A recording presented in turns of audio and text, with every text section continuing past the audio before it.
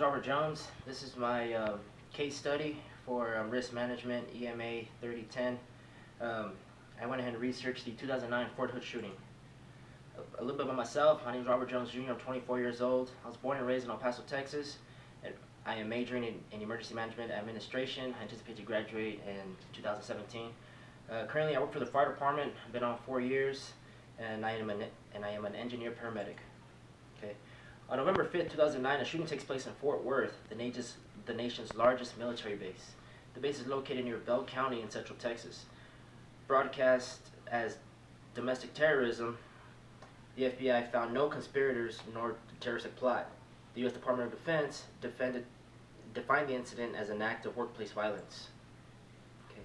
This is a little bit about the terrorist charges. Charging Hassan with terrorism was not possible within the military justice system, and such could harm the military's prosecutors' ability to guilty verdict against Hassan. This is a quote by the Pentagon in 2009. Okay. A little bit about the shooter. His name is Nidal Malik Hassan, born September 8th of 1970 in Arlington County, Virginia. He was a U.S. Army major and psychiatrist. He was 39 years old at the time of the shooting.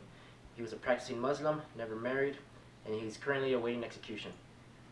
Okay. A little bit about his behavior.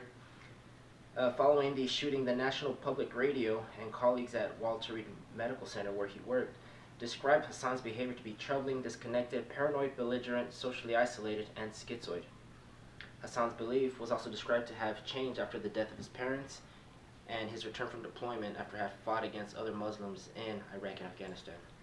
A little more about his behavior. He preached the Quran to non-believers. He justified suicide bombings, then argued about the Muslim religion to others and stated the Muslim belief was above all other religions. Emails were discovered in which Hassan attempted to contact Al-Qaeda recruiter Anwar al-Awlaki. He lived off base in a rundown area, isolated from other military members, and he received a poor performance evaluation from Walter Reed Medical Center and was later transferred to Fort Worth months before the shooting. A short video on the initial report. There has been a mass shooting at one of the nation's biggest military bases, Fort Hood in central Texas. 12 people killed, at least 31 have been wounded. Fort Hood's commanding general says one alleged shooter is also dead. 2 suspects are in custody, all 3 American soldiers. Terrible tragedy. It's stunning. As I say, as I've gone around to the hospital here, as I've been at the scene, soldiers and family members and many of the great civilians that work here are absolutely devastated. Fort Hood remains under lockdown. President Barack Obama says his thoughts are with those still at the base after what he called a horrific outburst of violence. It's difficult enough when we lose these brave Americans in battles overseas. It is horrifying that they should come under fire at an Army base on American soil. The Army says the shootings happened in 2 locations. One was a processing center, the other a theater, where a graduation ceremony had been held this afternoon. Sagar Meghani, The Associated Press, Washington.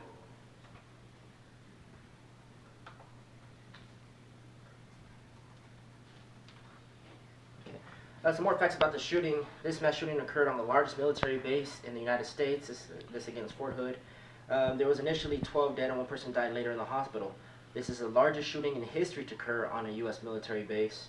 The shooter was familiar with the area and targeted service members in uniform. And like the broadcaster stated, he began at the process center and proceeded to the graduation theater. Okay. A little bit about the firearm. Hassan was armed with an FN-57 pistol he bought a few months before the shooting. Hassan was said to have stocked over 3,000 rounds of ammunition along with plenty of magazines for the firearm and practice shooting regularly. Okay. A total of 214 rounds were fired with a remaining 117 in his pockets for reloading. Okay. This diagram here depicts the route he took. The figurine in black is Hassan. Those in red are the victims that he shot. Okay. This is another shot here broadcasted by ABC News. Say the floors were covered in blood, making it slippery for those who were coming to aid the wounded. Okay. Here's another video on the aftermath of the shooting. And we continue to follow the developing news on the massacre at Fort Hood, Texas. Now we've learned a short time ago that sadly another person has died, bringing the death toll now to 13. And more details are emerging about the Army psychiatrist accused of carrying out this attack. Eyewitness News reporter Manuel Gallegos has the latest.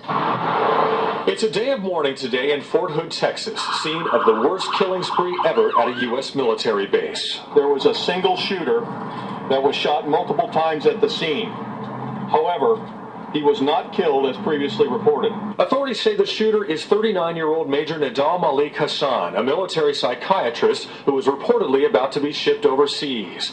He apparently walked into a processing center Thursday afternoon and opened fire on his fellow comrades. At least 13 people died. 31 others were wounded, including Steve Bono's daughter, Army Specialist Kiara Bono. So I've just been nerves on end, trying to figure out exactly what's going on here.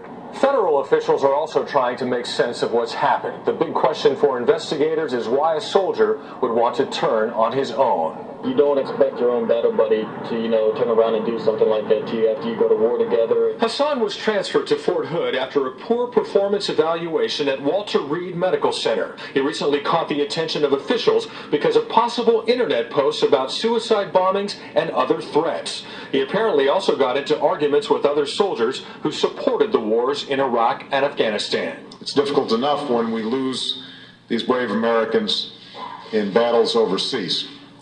It is horrifying that they should come under fire at an Army base on American soil.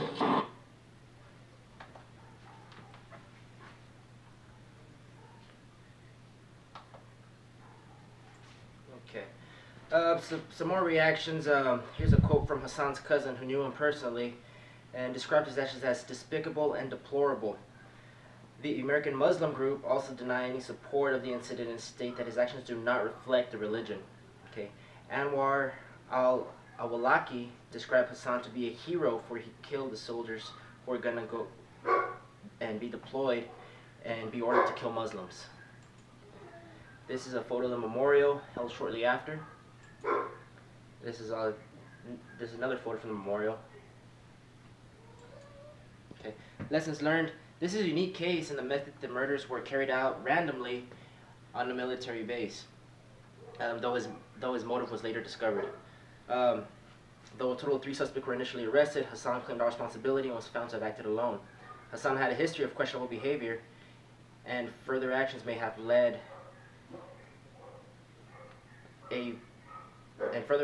had a preventive effect on this incident. Okay. Fort Worth, as well as all military bases, are gun-free zones, with the exception of guards and those conducting shooting training.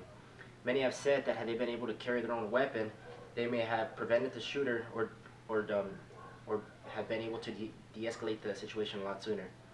Such events, along with other mass shootings, are considered to be influential as per the gun-free zones. Okay. Emergency management activities. Following the reports of shooting at the base, was placed on lockdown. Responding agencies include Texas Rangers, Texas Troopers, Bell County Sheriff, and the FBI agents from nearby offices such as Waco and Austin. Rapid response team from nearby guards assisted in the quick neutralization of the situation. Medical professionals on site tended to the wounded promptly and reduced the number of those killed. Okay. Fort Worth today, the shooter was apprehended alive and has been sentenced to death. The impacted area continues to be used as usual today. A memorial has been built to commemorate those who lost their lives and were injured on November 5th, 2009. Okay. This is a photo here of the memorial. And down at the bottom is a website, those who wish to donate for maintenance. Okay. Here's a list of references and sites I used for my research. Again, my name is Robert Jones. Thank you.